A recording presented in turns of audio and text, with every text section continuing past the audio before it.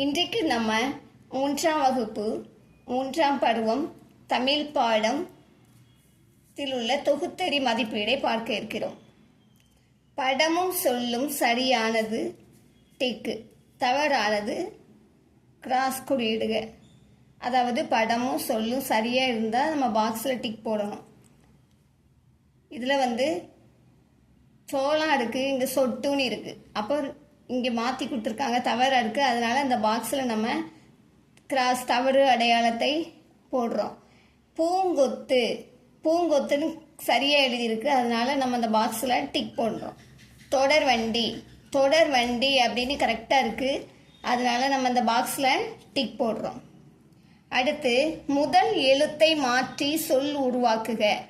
யானை கொடுத்துருக்காங்க, இதில் முதல் எழுத்தை மாற்றி புதிய சொல் உருவாக்குறோம். இந்த டேஸில் விடை பூனை. காடு, இதில் முதல் எழுத்தை எடுத்துட்டு விடை வீடு. தோசை, இதில் முதல் எழுத்தை எடுத்தா விடை ஓசை. தொடர்புடைய சொல்லை எடுத்து எழுதுக. காடு, கடல் கொடுத்துருக்காங்க. கப்பல், மீன்கள், அலைகள், டேஸ். இதெல்லாம் எதற்கு பொருந்தும்? இங்கே காடும் கடலும் கொடுத்துருக்காங்க, விடை கடல். அடுத்து பறவைகள், தாவரங்கள், விலங்குகள், டேஸ். விடை இது எல்லாமே காடில் இருக்கக்கூடியது, விடை காடு. தொடரில் உள்ள பன்மை சொல்லை வட்டமிடுக. மீன்கள் குளத்தில் துள்ளின. இதில் பன்மை மீன்கள், அதனால் இந்த மீன்கள் அப்படிங்கிறத வட்டமிடுறோம். அடுத்து யானைகள் தண்ணீர் குடித்தன. இதில் யானைகள் அப்படிங்கிறது பன்மை சொல், அதனால தான் வட்டமிடுறோம். செடியில் பூக்கள் பூத்தன. பூக்கள் அப்படிங்கிறது பன்மை, அதனால் வட்டமிடுறோம். பொருத்தமான சொல்லை எடுத்து எழுதவும். உள்ளே, உயரமான, சிறிய, நீண்ட. இதில் சரியான சொல்லை எடுத்து நம்ம எழுத போகிறோம். கொடியில் பெரிய பூசணிக்காய். செடியில் டேஸ் சுண்டைக்காய். சுண்டைக்காய், இதில் டேஸில் சரியான விடை சிறிய. வீட்டின் டேஸ் பூனை. டேஸில் வீட்டின் உள்ளே, மேட்ச் பாருங்க, உள்ளே. வீட்டின் வெளியே நாய். முதல் எழுத்து ஒன்று போல் வரும் சொற்களை எழுதுக. மழைநீர் வெள்ளம் ஓடியே மண்ணில் வீணாய் செல்லுதே, உழைப்பின் வியர்வை போலதை உயர்வாய் எண்ண வேண்டுமே. இதில் முதல் எழுத்து ஒன்று போல் வரக்கூடியதை நம்ம இங்கே எடுத்து எழுத போகிறோம். மழைநீர், மழைநீர்.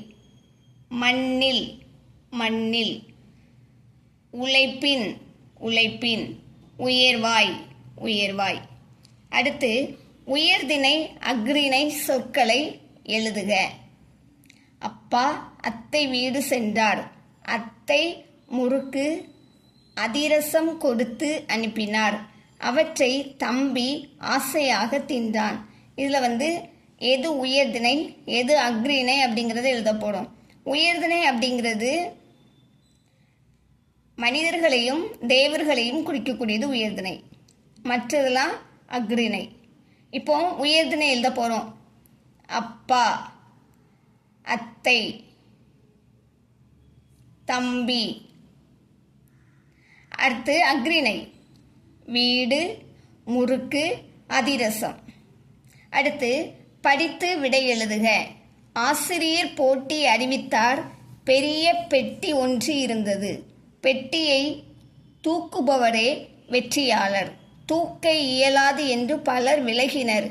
கவியரசி மட்டும் முயற்சி செய்தாள், வெற்றியும் பெற்றாள். ஃபர்ஸ்ட் கொஸ்டின், போட்டியில் இருந்து மாணவர்கள் ஏன் விலகினர்? விடை தூக்க இயலாது என்று விலகினர். அடுத்து கவியரசியின் வெற்றிக்கு காரணம் என்ன? விடை முயற்சி. அடுத்து படத்தை பார்த்து தொடர்களை எழுதுக. உள்ள படத்தை பார்த்து நம்ம இந்த தொடர் எழுத போகிறோம். ஃபஸ்ட்டு நண்டு நகர்ந்து செல்கிறது. அடுத்து நட்சத்திர மீன் உள்ளது. அடுத்து சிறுவன் கையில் பந்து உள்ளது. சொற்கள் தொடரை சொல்ல கேட்டு எழுதுக. இந்த பாக்ஸில் சொல் எழுத போகிறோம். இங்கே தொடர். சொற்கள்: நண்டு, பெட்டி. தொடர்: யானைகள் தண்ணீர் குடித்தன. இதே போல் இன்னும் அநேக பயனுள்ள வீடியோக்கள் நம்ம சேனலில் வெளிவரும். பார்த்து பயன்பெறுங்க. சப்ஸ்கிரைப் பண்ணிக்கோங்க, ஷேர் பண்ணுங்கள். தேங்க்யூ.